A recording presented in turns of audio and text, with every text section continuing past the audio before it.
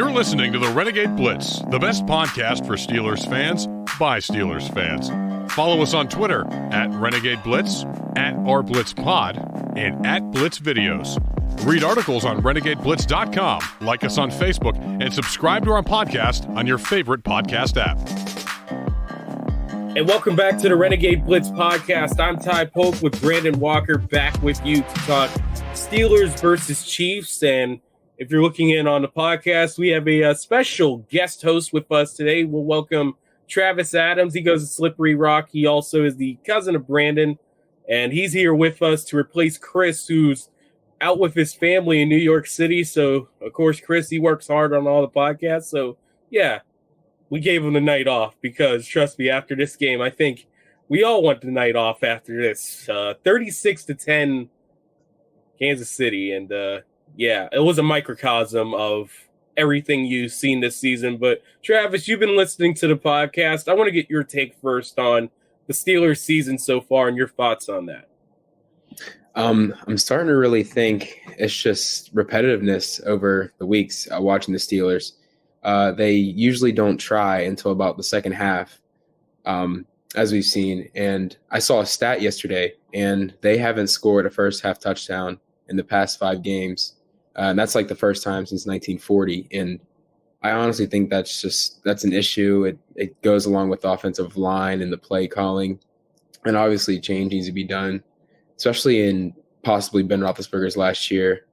I don't think this is the way he would like to go out.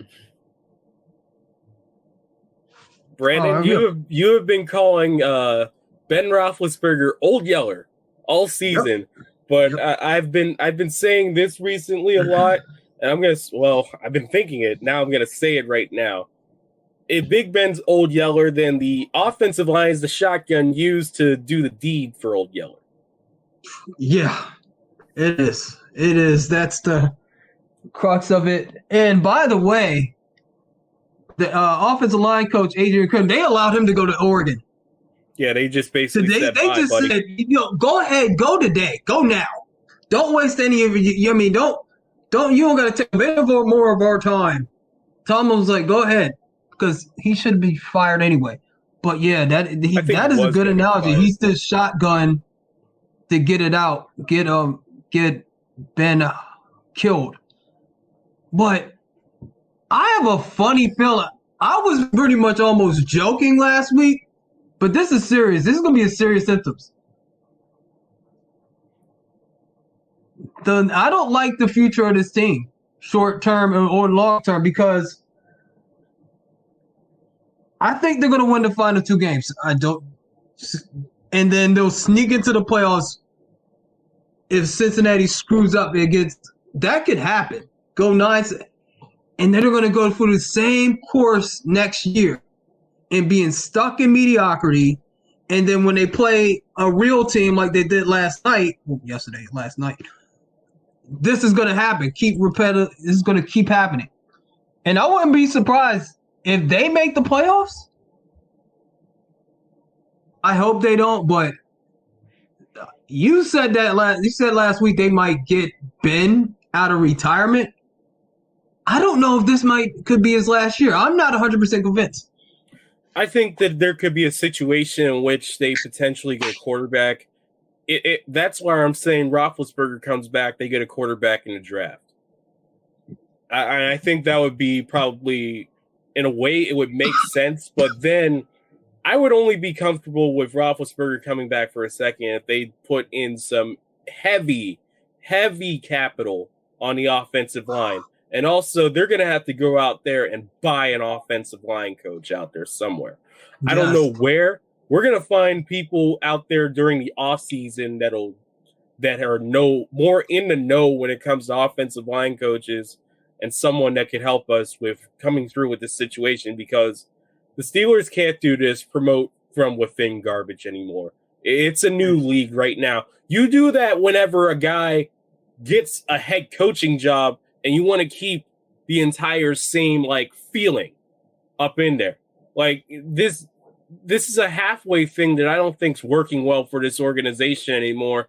And it has adapted.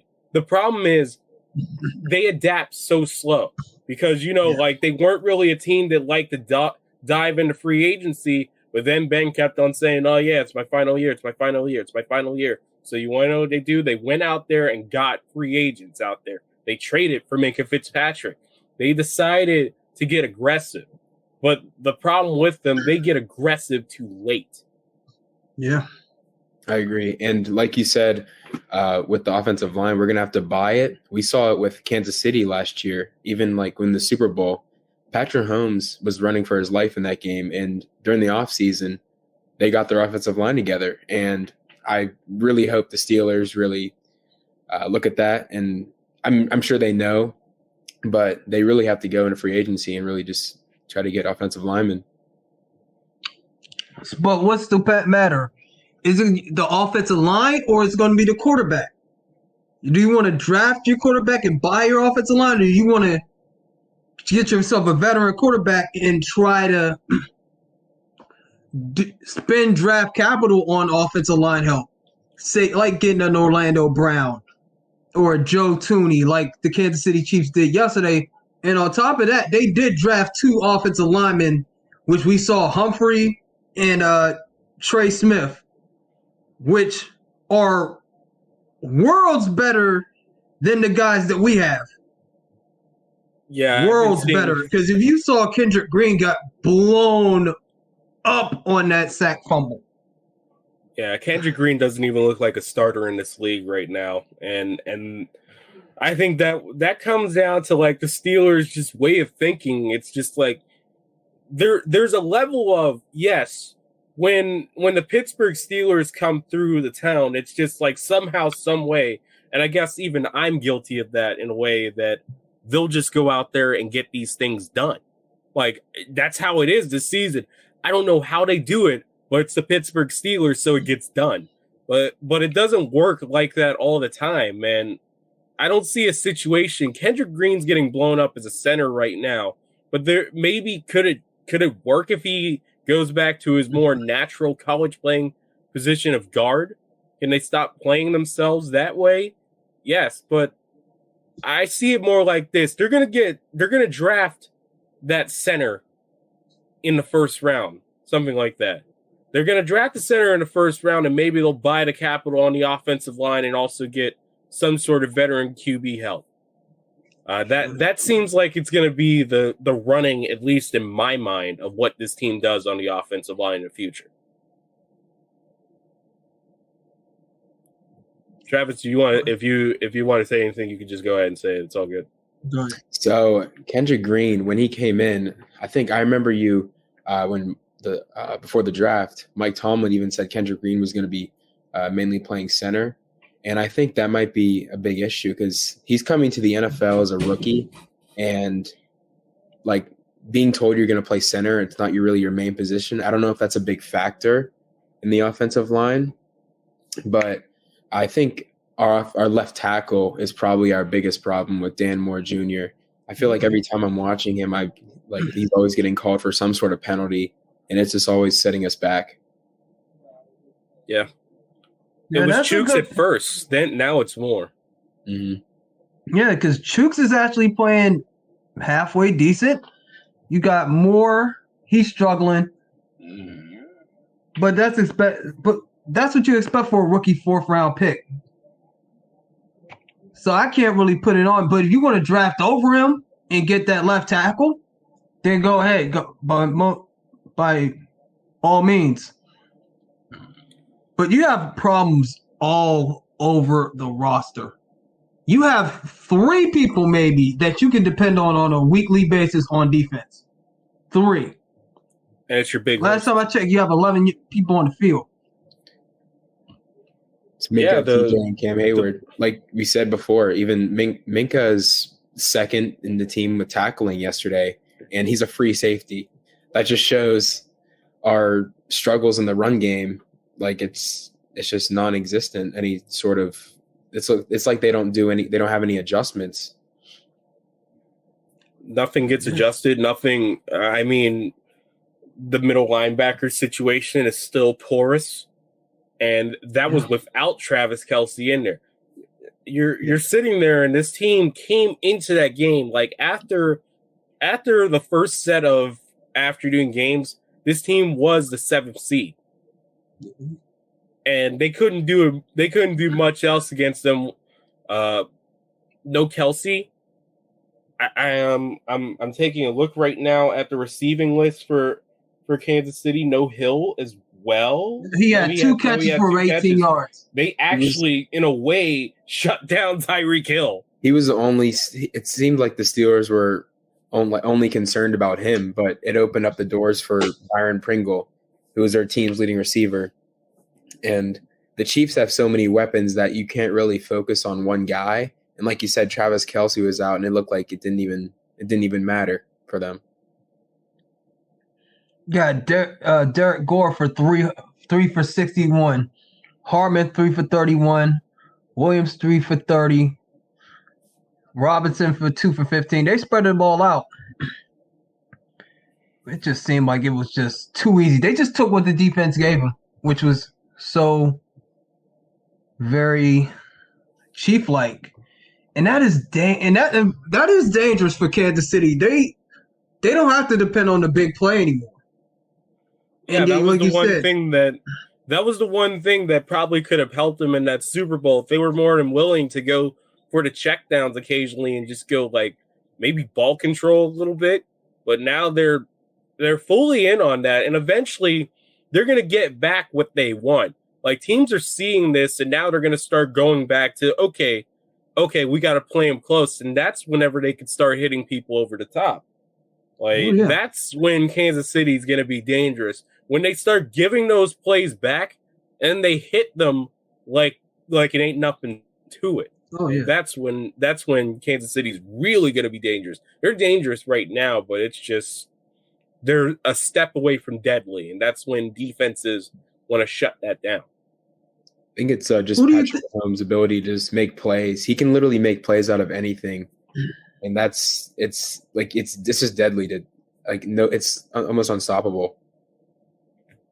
All right, who do you think is the biggest threat to Kansas City? It sure ain't gonna be the Steelers. So let's get that out of the way. Who do you think is the biggest threat right now? Tennessee. I'd go with Cincinnati. Tennessee and Cincinnati.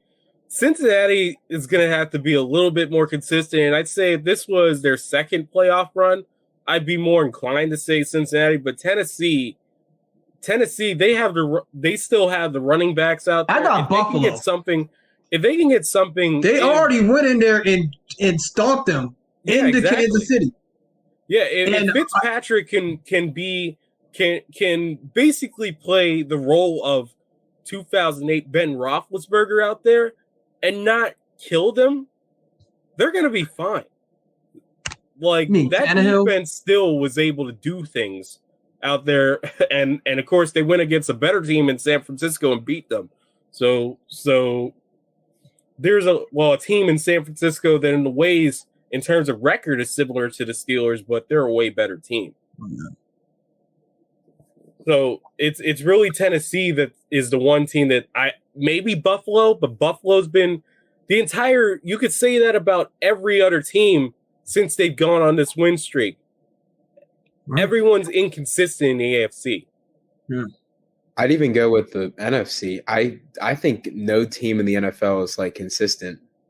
And I think that's a lot with injuries, obviously, and like COVID being a big thing. But like you see Baltimore getting destroyed yesterday by Joe Burrow, and then you see them beat the Chargers early in the season. And I know they didn't have their starting quarterback, but it's just these teams look completely different every single week. And I think the Steelers are the most inconsistent because they beat Tennessee, which is the top team in the AFC, and then they get like destroyed by the Chiefs yesterday. Let's not put any like things out there. I think no one this week said Steelers win for us. Oh, no. No. We didn't have a 36-10. You were expecting something a lot more impressive than 36-10 and another shutout in the first half for the Steelers. But I mean, you look at it like this, they're going to look back at a lot of these games in which it's not really the games that they came back in. they're going to look back at that Detroit game and go, man, that should be a lot better than what it is. And they still might finish over 500. With like I told you, I always look at that point. The point differential is minus 70. Minus 70. I still can't get over that. What's that turnover differential, though? Because aside from this game, they really shut it down. When they won those games, they shut it down turnover wise. Oh yeah, I'm gonna give you. I'm gonna see what the turnover ratio is too. Just give me a second, but that might. Yeah, but that's still. It was what 2? It was 2-0, right, for Kansas City yesterday.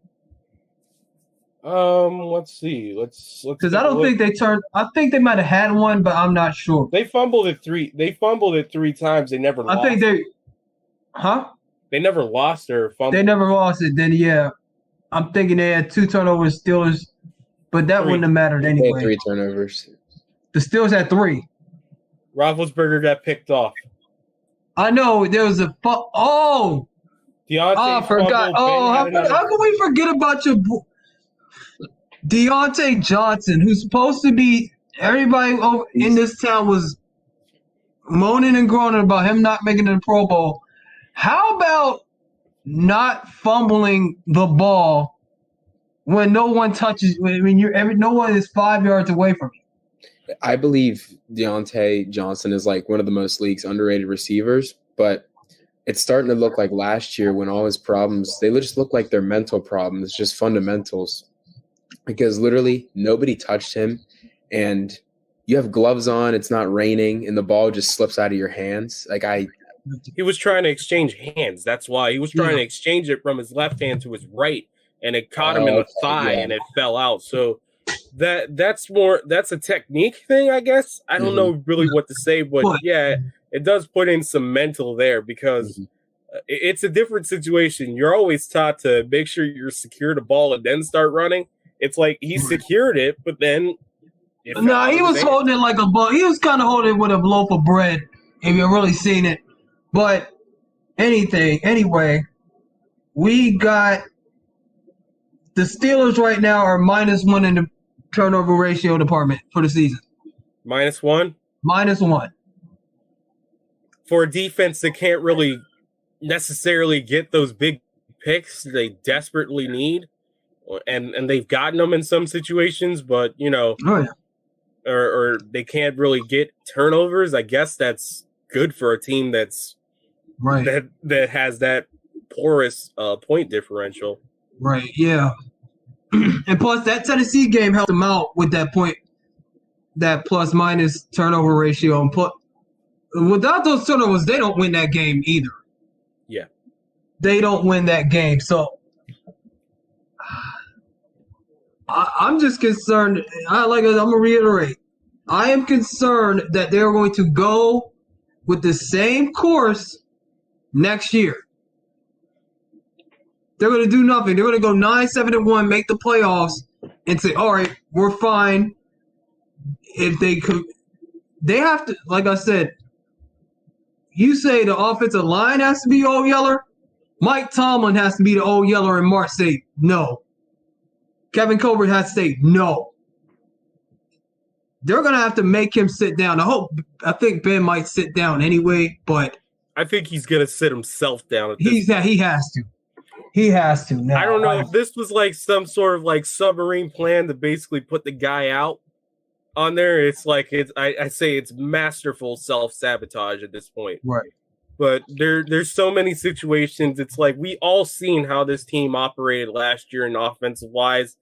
And you remember the meme from last year in which they basically had 3 plays from Madden.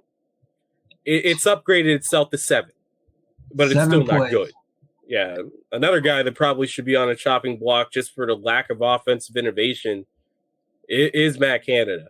And we were talking about it with Matt Lane in the last podcast. I think the Steelers should definitely throw whatever amount of money out there for Mike Kafka. Or they should go see if they could steal Getsy from the Packers. I was saying this last year. It's like they definitely got to go out of organization, and they got to have a guy that's out there developing quarterbacks or was with great quarterbacks and gets these things and see if he can go out there and build a guy out there, because that's the last frontier for the Steelers. With Tomlin, he picked up a guy that was ready to go in a little bit. Now he's going to have to build a guy from scratch unless he decides to get another veteran quarterback. But eventually, he's got to get off the pot at one point. He's going to have to go get a quarterback in a draft. I think it was Bob Papiani said this. 15 years Mike Tomlin has been a head coach. He has no coaching tree. It's kind of tough to be like that for a guy when it comes down to it. What, he had 1 year as a defensive coordinator and was primarily a positions coach. That's what I'm talking about is I know with his coaching tree, there's no one out there that literally can say, I was a disciple of Mike Tomlin. Yeah, and Cowher had his guys. Had his guys out there at one point, but you could say it's strange for a Hall of Fame head coach like himself to go 15 years without a coaching tree. And there were some people out there questioning, like, is he scared to have a guy that, potentially might know what he's doing out there and that could really put some heat on his seat, especially with the fans out there? Because let's face it, Brandon, everybody and their mother, mostly in Steelers Nation, wants to kick him out. Oh, yeah. And it'd be dumb to do it. But because, look, the Steelers, I guess the one thing they'd say, the reason behind this is, like, there's no promoting from within whenever he's gone. You know that. Oh, yeah. I think the biggest thing holding him back is just the fact that he's never had a losing season. But if we really look at it, it's like a lot of these seasons have been very average, just like 9-7-1. And that's like the standard. That's like everybody wants, but it's like we don't go anywhere in the playoffs at all. And it's just, I think that's just a big issue. What would this town do, though, if Mike Tomlin actually has like a legit saying? Like, what if Mike Tomlin was transparent and said, yeah, we're going to go out there and try to get the best draft pick possible? What is this town going to do? Because he's actually fighting above water now. And it's impressive in a way, but you don't want to end up like the Atlanta Hawks or or the Florida Panthers, or basically you're just sitting around there waiting for a guy out there, and it's never going to happen.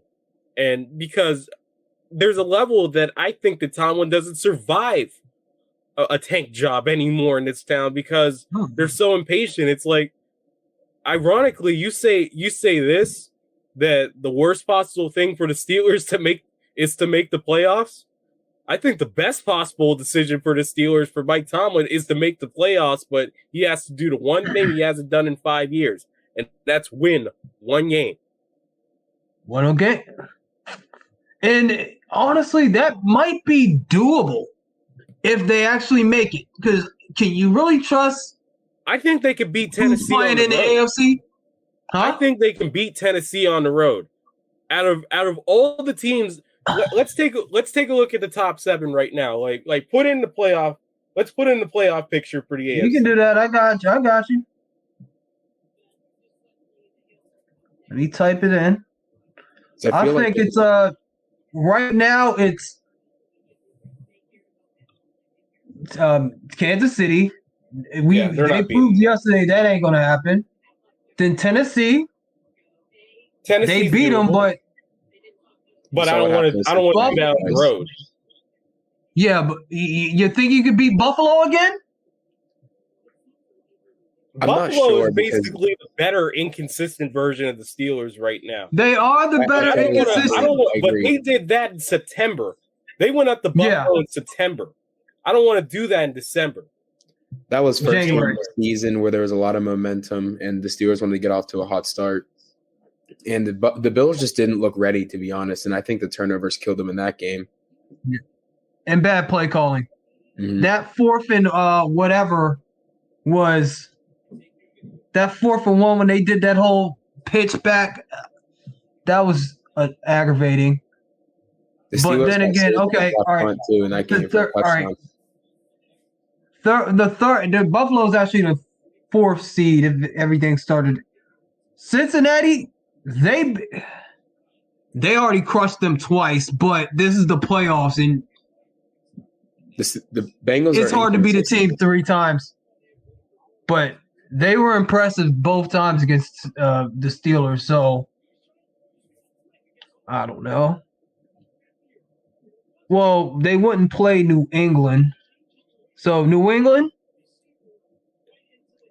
I think New England just because of a rookie quarterback, but even then, there's only so much that can bring you whenever you're facing Bill Belichick. Yeah, and plus playing Bill Belichick. And that's a 6th seed, so most likely, so the only way they could see New England is if they make it to the conference championship game or win the division and play in a home playoff game. Let's be honest, I don't think that division's happening anymore. Unless it's possible. Unless Cincinnati, Kansas City play Kansas City next. Cincinnati. If they backdoor themselves into an AFC North, we're going to look at this as this by far. It's going to be worse than Washington winning the division last year. Yeah, that was pretty bad. Washington at least like looked competitive. That was just an entire division failing on itself. Mm-hmm. Like the Steelers, that would be the most undeserving division winner ever. Like Washington just managed to get itself together enough. The Steelers would be.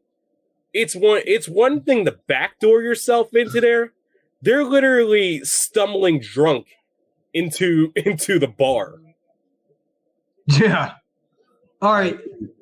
The next is the Colts. I don't think we can beat the Colts. No, because we can't stop the run game, and they have Jonathan Taylor, who's probably going to win the MVP. Our defense. They can't. I don't think. And I like Carson Wentz still. Carson Wentz, I believe, is still underrated. I just only thing holding him back was injuries. Yeah, Ravens. Yeah, this is going to be it will be very undeserving for them to make the playoffs at this point, but. Like, you can't even party in the locker room, but then again, they might do it. But, so you think it's one of those where you're just saying, no, we don't want any of the shirts or any of the hats. No, thank you. Tomlin, I feel like, needs to put in. He had the team earlier. It's the put up or shut up, and he had this before we beat Baltimore, and I feel like that should be the motto. Like going through, but it just doesn't seem like it. Like we talk about it. What do you think, Travis, about the Steeler way? Well, I think what do you think about it? Ryan Clark, and I agree with him. It's like no teams are afraid to play us anymore. Like it's not how it used to be. And I think just with Ben also being 39 years old, even though it's not all his fault, it's just teams look at us and they kind of like just, oh wow, this team's kind of they're not a threat to us. Like, and I feel like that's just a big factor. I get the intimidation. It has been going on for about a good, honestly, 10 years. I know they had the AB, Ben, and Le'Veon. That was an offensive fear. That was an offensive team. You were intimidated by their talent. You were not scared physically of them. You're like, we're going back in the day. You were going into Heinz Field. You're gonna get hurt. Mm-hmm. Survive if you let them. If we let you. Those Pittsburgh-Baltimore games used to be brutal, like hard hitting. Still are, but it doesn't hit the right. Not the same. I mean, I think the most intimidating defense that they had was the 2019 season team. That was the most intimidating defense because they had to be intimidating. Right. That was the one thing that was going to save them that season. Because Mason Rudolph was starting quarterback. Mason and Duck Hodges. We relied on and Duck Hodges. We relied on the defense.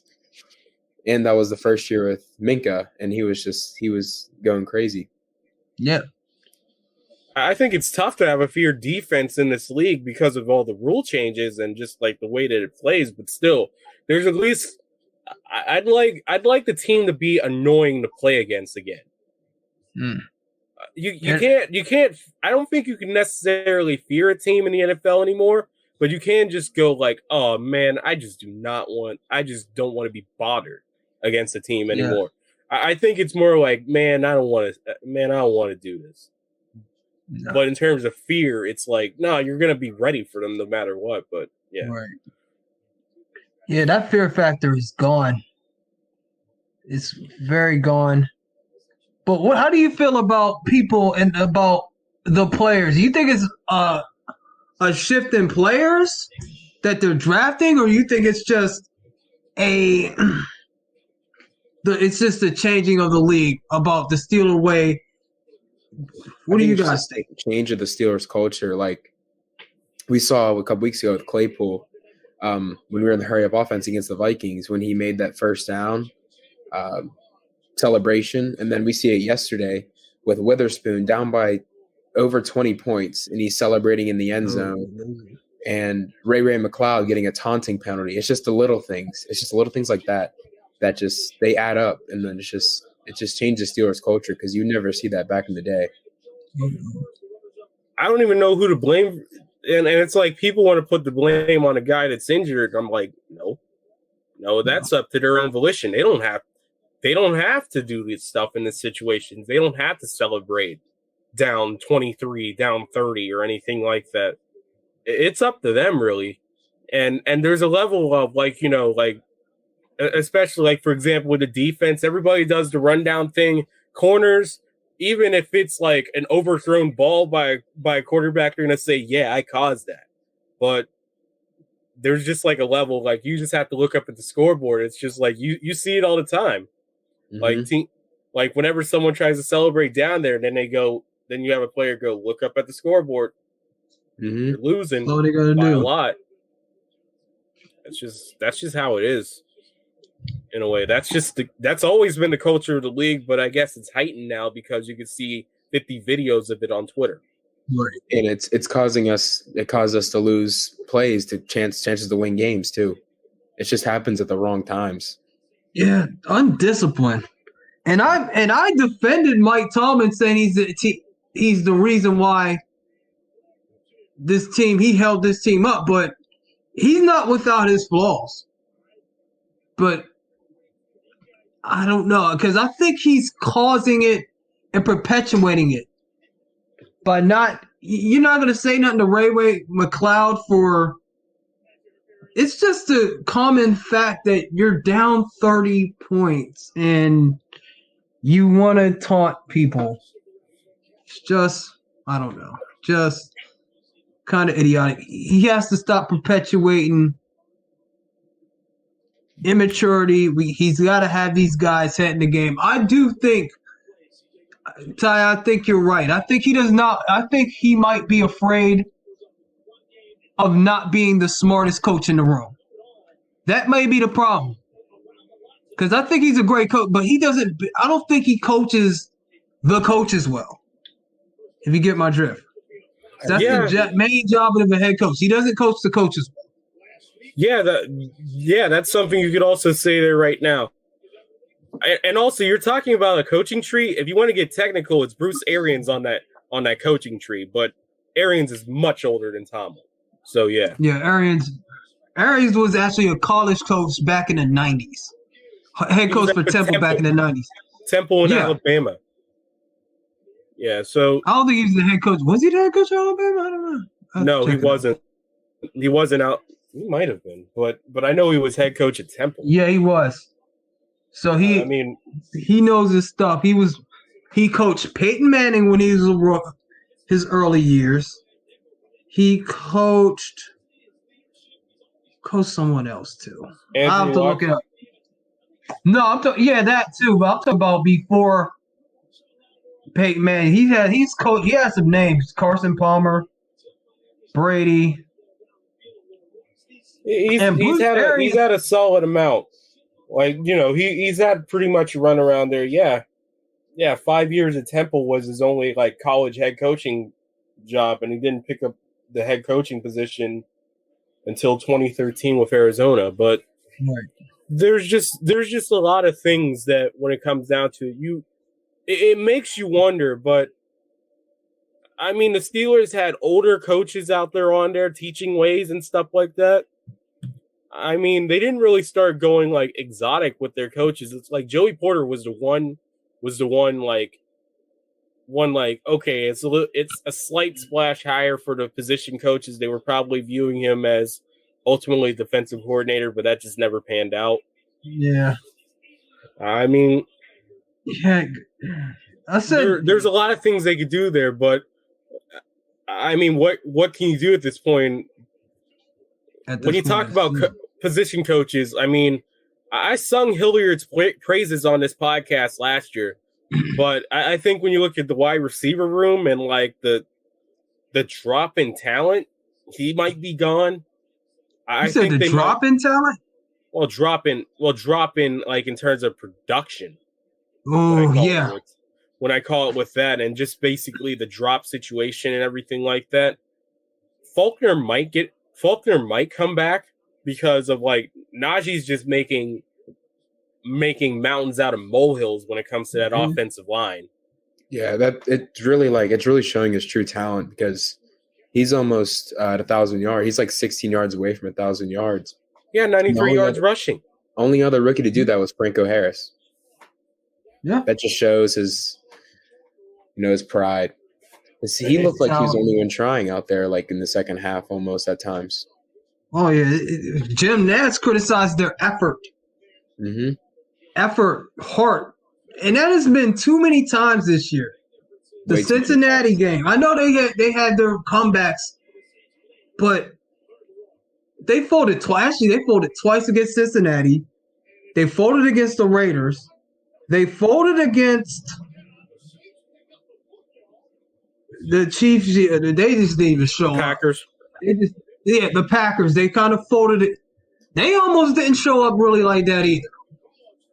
First half, you could say it was a fold, but you're playing against a real team. Like, it just shows the talent level. And besides this year's draft, what they have, Freiermuth, Harris, I still think Dan Moore could be something with the right O-line coach. I think if you move Green to center, I think you might have something there. What was their draft? It felt like they were making strides early. Like, did it not feel like at least at like some point around like say week 5 to week like maybe 11, they were starting to make strides in the offensive line, but then it just regressed. They did, but I wasn't talking about I'm talking about the way they've been drafting lately. It just hasn't been acceptable. We always talk about you always talk about our buddy Devin Bush. What has he done? That 2019 draft has just been awful. And we traded up for that pick too. I'm saying there's other picks that had a cornerback that hasn't really panned out. I mean, except for Justin Lane, exceptional wide receiver. What have the Steelers done really in the draft besides hitting on TJ Watt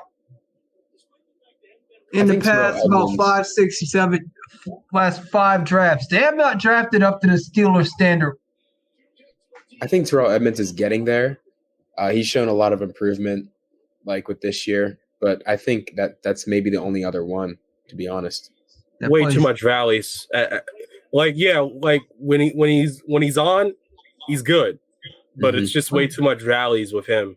Mm-hmm. The valley between good performance, bad performance, good performance. There's nothing. Mm-hmm. The only thing consistent in him at times is inconsistency. That really is the motto of the Steelers. But I mean, I'm looking around at national media. I'm seeing guys that clearly know a lot more about football than sometimes even I do, that are still out here blaming Ben Roethlisberger for all this stuff. And I think that maybe I think when I look at this team and I look at just how everything has gone in the last 5 years, it's always been late arrival Steelers, and it worked a bunch of times before, and sometimes it's I don't know where this symptom comes, in which the entire team now, like you could bank on the rest of the team showing up for the first half, but it's like the entire team now is not doing it. And I don't know who to put into that. Is it preparation? Is it just like, is it the quarterback? Is it anything? I don't know It's what a to whole. It's the symptom. It's a disease of arrogance. The Steelers are acting like they've been acting like it's been 2008 for the past 4 to 5 years. Actually, I would say the past past 7, 8 years, when their talent isn't where it needs to be at certain positions. They don't have the same type of players. They don't have the same culture. They just don't. They just act like it's They just act like it's the old days when it's 2021. Nobody. How old were you? How old at? Never mind. You ain't gotta say it. You were young in 2008, Travis. I was only 6 years old. And I was trying not to expose your age, but yeah. And the fact that I was watching Ben Roethlisberger my whole entire life. And now that he's 2021, like you said, it's hard to watch because like he's your childhood quarterback. And then now it's all like slowly falling apart. It's like that. I mean, they're going to go back and look at a lot of things that they could have done better over the past 8 years. I mean, your quarterback's throwing back-to-back 6 touchdown games. I mean, maybe they should have probably been more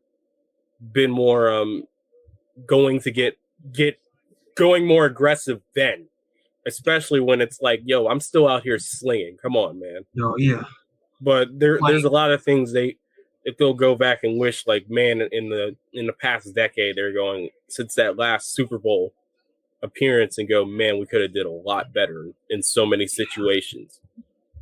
It was like they don't go for the big trade. They went for the big trade. No, I mean earlier. We're not talking about Minka. Well, earlier there was a lot of situations in which they could have went for it. They went for it late. That's the issue. Right. They didn't go because they could have gotten. Lil Mac was available for, if you remember, even though it was like a year or two before Minka, but they could have used him, pair him up with T.J. Watt. They could have had another defensive. I mean, they had Joe Hayden. You could have gotten him a couple years earlier. You would have had more in their prime. You could have had him. Imagine if you had him back in 2016 instead of Artie Burns. Yeah, because I think Joe Hayden's career is like honestly being wasted with Cleveland because they weren't winning anything. I mean, there's a lot of things you can go with him as a player as well. And I remember, and there was one thing I seen on there. There was one dude out there trying to say the Steelers should go to a 4-3.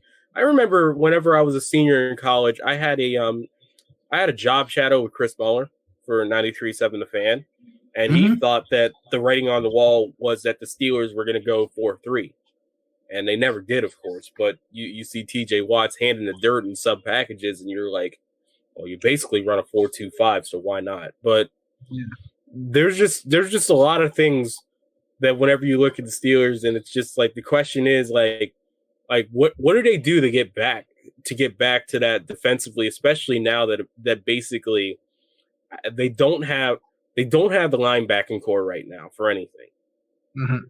Their best bet right now is probably to try to like put as much horses on a defensive line until and try to buy as much time for Cam Hayward to possibly get a one-on-one situation somewhere.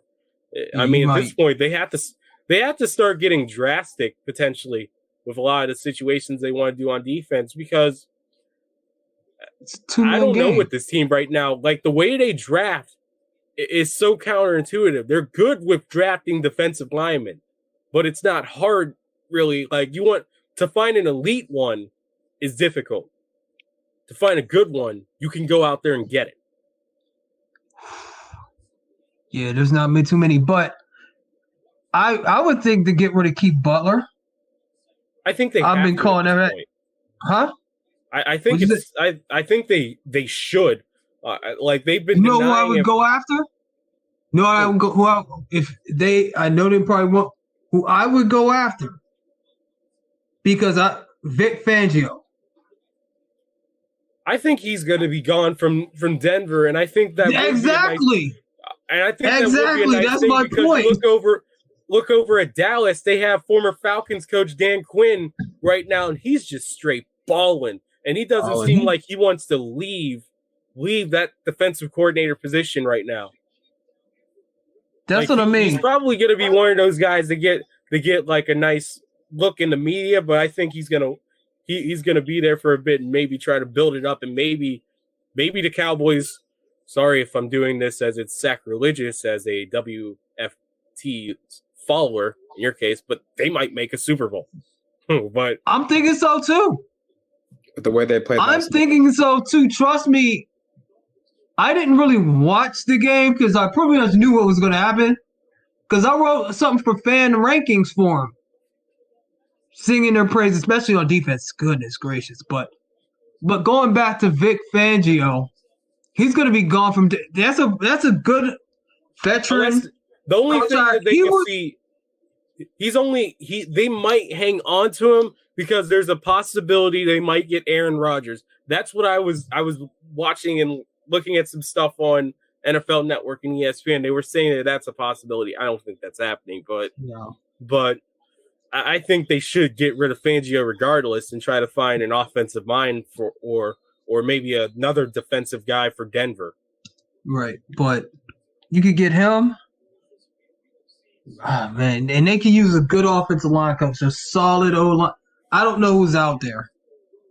Everyone says Munchak because they don't know it anymore, and I'm like, let's face it, Munchak's not coming back. No, I think that's another thing. I don't think he left. He left for some reason. There's something more to why he left. You wouldn't go. He doesn't. I know he said he has family on the. It's not that close to Denver. There's something behind. About that 2018 team, there was something about it. Munchak left, people left. There was some poison in that organization, and there still is.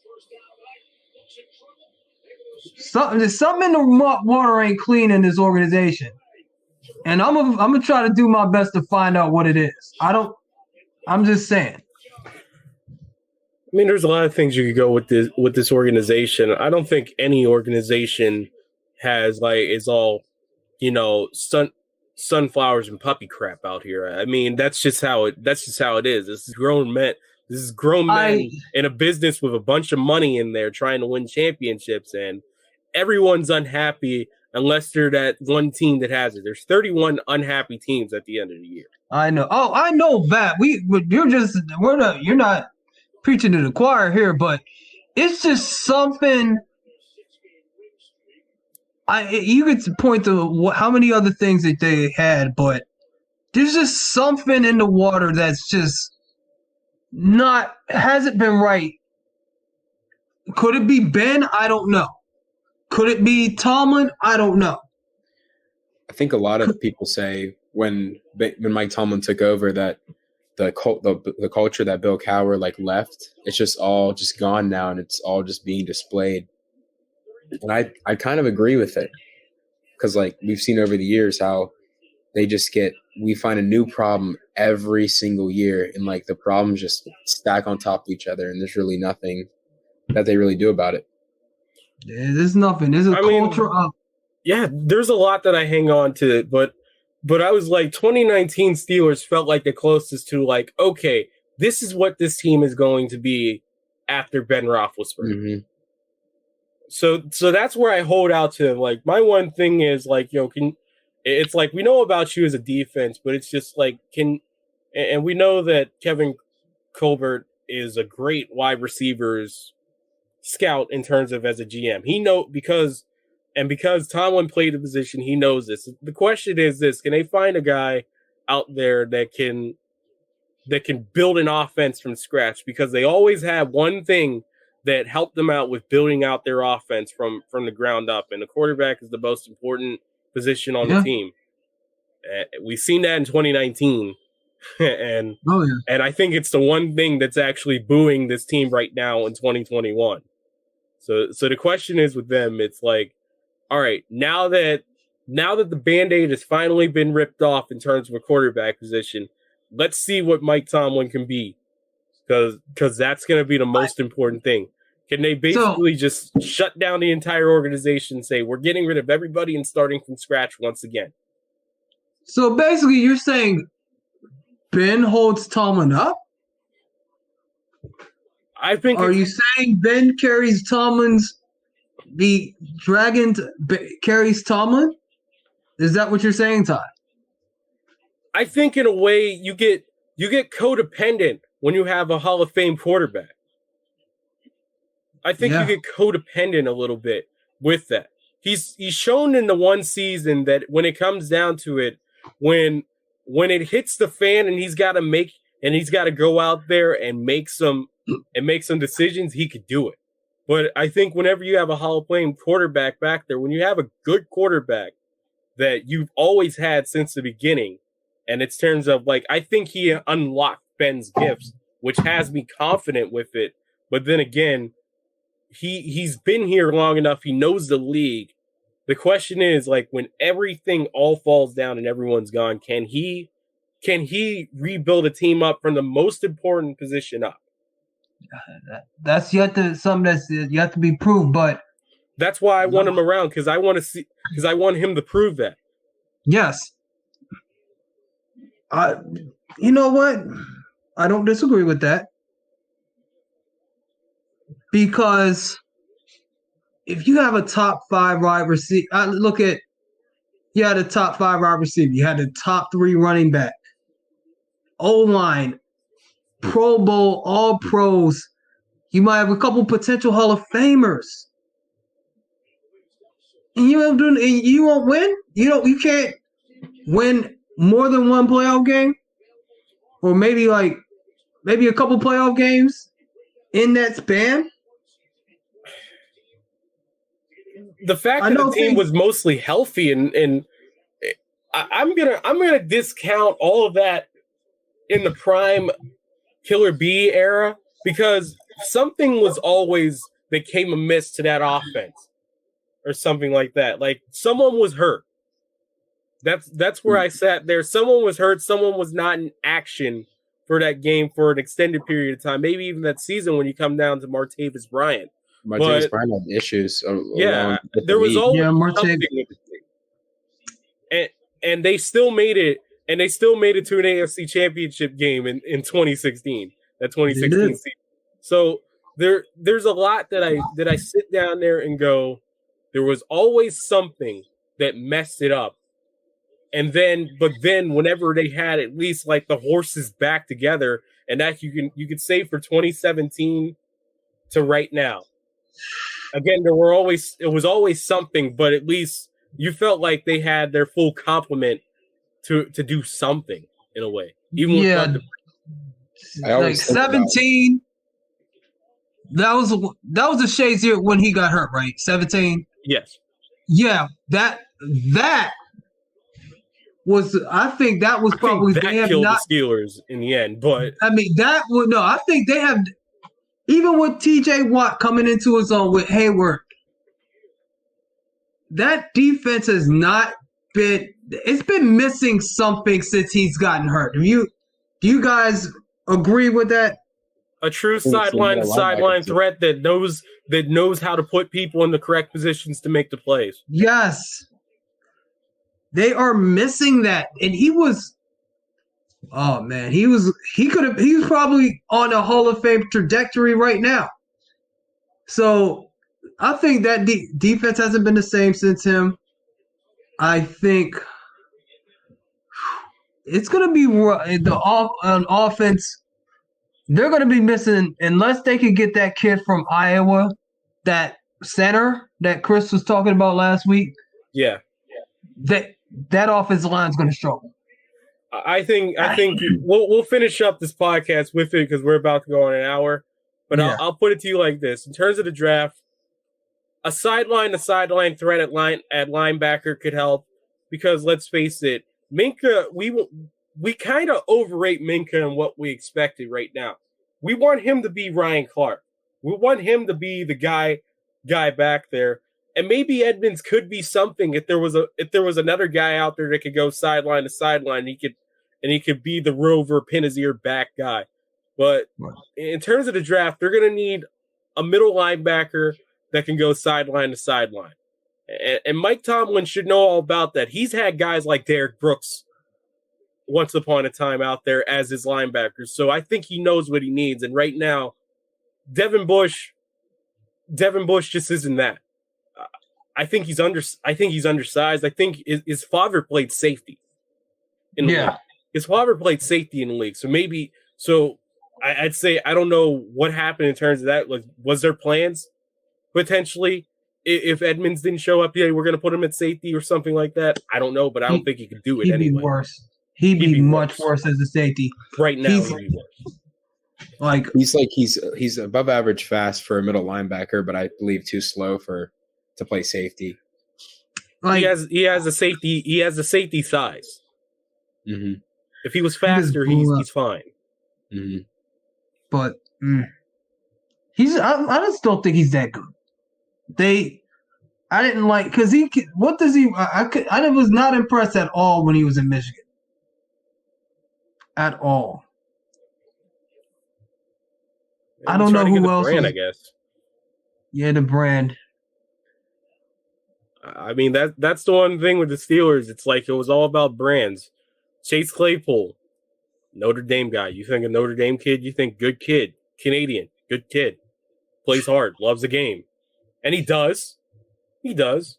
But it's just like sometimes it's mental with this team, and they need to go find a sports psychologist from UPMC, Western Psych. I don't know. They need to go do something with this team, because everything I see with them screams, this is a mental issue. Yep, you're right. I don't know. It's just like, it's just something. It's not even, it's mental, but I just think it's important to the team. I mean, it's just like, I'm like, wow, this feels like this team hasn't mentally been in it in a while. Like that Tennessee game last year was the last time that I thought it, like, yeah, this team's totally dialed in. Oh yeah. It's not even that. It's just, I think it's arrogance. You need that.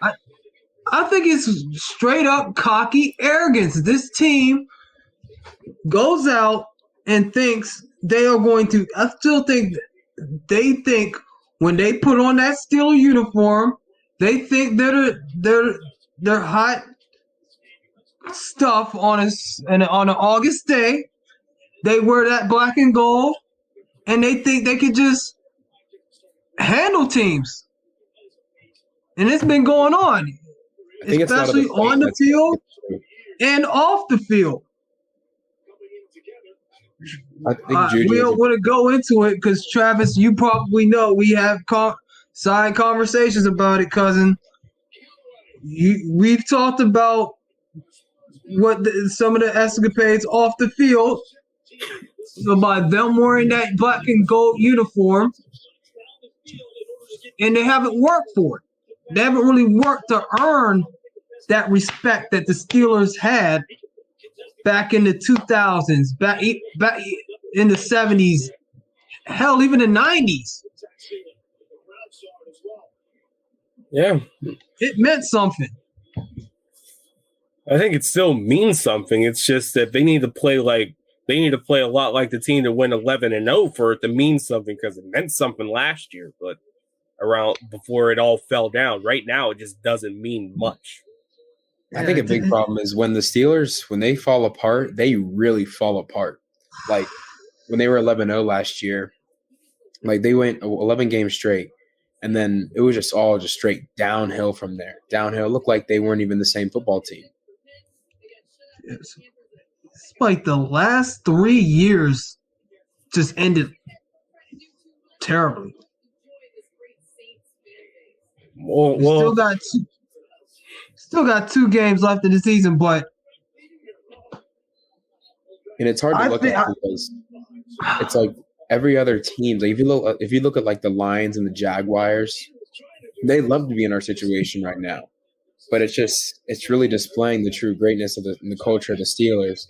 The fact that we're literally 500 and we're like nobody is satisfied. I think that's a big thing to look at. You think fan expectations of the team could wear this? The fan base expectations here in the city of Pittsburgh could wear the team down? You think so, Travis? I think it can sometimes because, especially with social media being around now, like I see hate comments, all that stuff. Like you're terrible. Like it's just, I think that really contributes to like the mental part of the game and how it really affects their play. Yeah, I could tell you so many times over the summer I seen on posts about Deontay Johnson that we wrote or someone wrote and go like he was working with the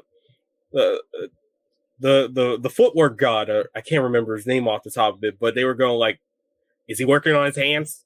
Is he working on his hands? Is he working on his hands? You know, he had that drop issue. You know, you got to look out, man. He had that. You got to say, like, you can't have that happen down in Pittsburgh.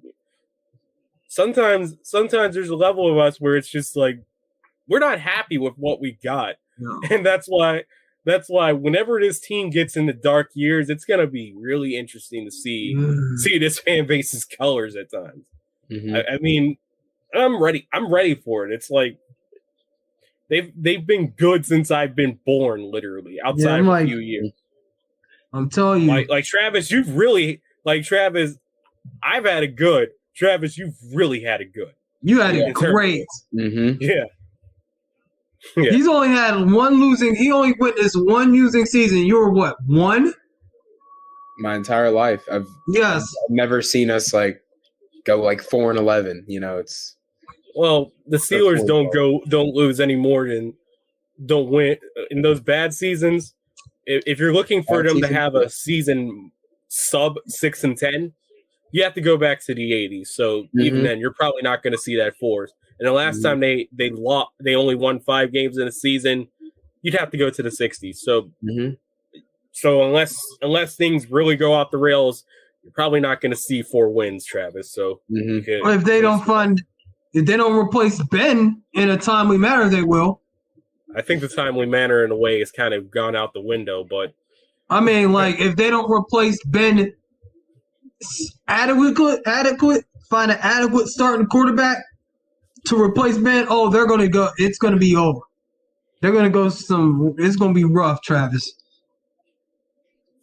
So we kind of just talked about everything, but not really the Chiefs game per se. But let's just face it, it was bad. So the less said about that, the better. But Travis, thank you so much for coming on and tell people where to find your stuff. You write or Twitter, whatever. Thank you for having me. You ain't gonna write anywhere? Get your Twitter account. Come on, my Twitter is Travis Adams _. And I put out some of my articles on Twitter. So yeah, he's going to be writing for us for the Renegade Blitz podcast. He's going to be working with us from a little bit longer. Follow him at Slippery Rock. I know he can follow his buddies. Hope they watch tonight. Thank you for doing that. All right, so will. So the AFC North Kitchen is back in service. The final 2 games for the Steelers. They will be taking on the Browns next week and the Ravens to finish off for the season. So it's going to be exciting to talk about the Steelers versus Browns and how important it is for both teams as they're in the basement for the AFC North and maybe potentially a playoff position for either the Steelers or the Ravens the next week. But we'll talk more about that then. I'm Ty Polk. That's Brandon Walker. Thank you, Travis, again for coming on. That's Travis Adams. And you've been listening to the Renegade Blitz. Thank you for listening to the Renegade Blitz podcast. Follow us on Twitter at Renegade Blitz, at @OurBlitzPod, and @BlitzVideos. Read articles on RenegadeBlitz.com like us on Facebook, and subscribe to our podcast on your favorite podcast app. The Renegade Blitz podcast is available on Apple Podcasts, Google Podcasts, YouTube, Spotify, and wherever else you can listen to podcasts.